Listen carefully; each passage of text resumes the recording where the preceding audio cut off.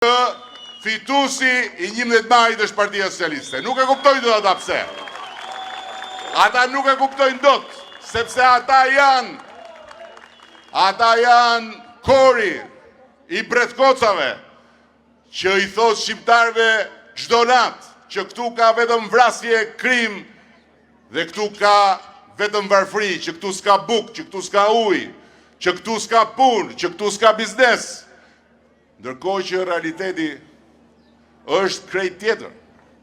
Dhe pikërisht pse ne kemi bërë investimin më masiv në historinë e shtetit shqiptar për ujin e pishëm, sot ne jemi në përmbyllje të programit të furnizimit me ujë të gjithë territorit.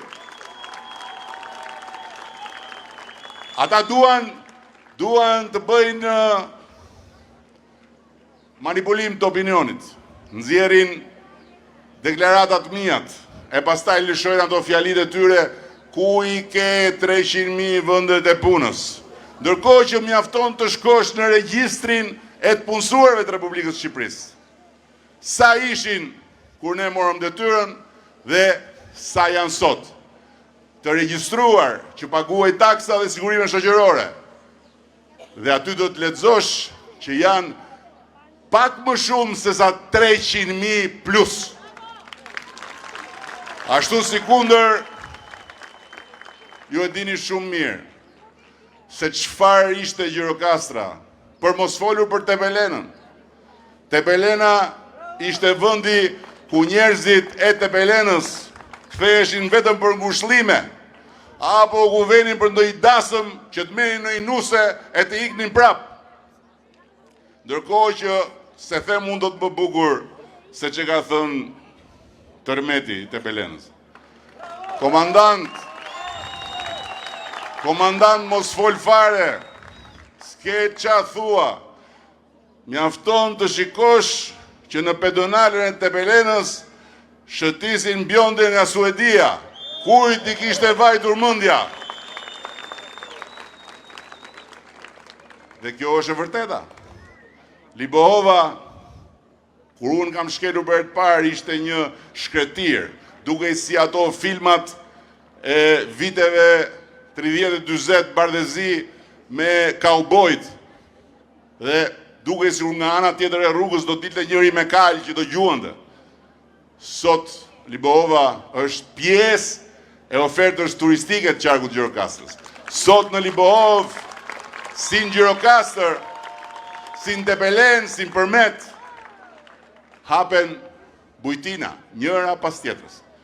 Pam me Mirelën në mëngjes,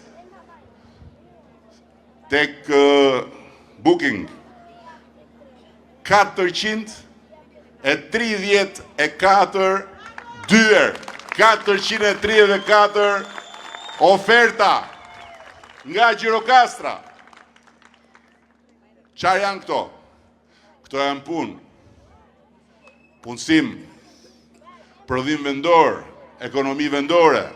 Dhe prandaj, unë vazhdoj të besoj, kemi bërë gjën më të mirë të mundshme për të gjithë ata që vetë punësohen dhe punësojnë tjerë me I biznes vogël dhe rritën avash, kur ja kemi bërë 0 taksat, 0 të vëshën dhe 0 të laken deri në Shqipërinë 2030. Nga ana tjetër, pa diskutim që ka ende gjëra për të bërë. Pa diskutim ka ende tabu për të thyer. Pa diskutim ne duhet të bëjmë ende më shumë që kthesa e filluar, sepse unë gjithë ta djem që vinë, kthehen nga Greqia dhe investojnë këtu, I konsideroj si dallandyshet që lajmërojnë një pranverë të madhe shqiptare. Por, na duhet akoma punë. Dhe kur thonë pse do mandat në 4, përgjigja më e thjeshtë është sepse ka akoma punë për të bërë.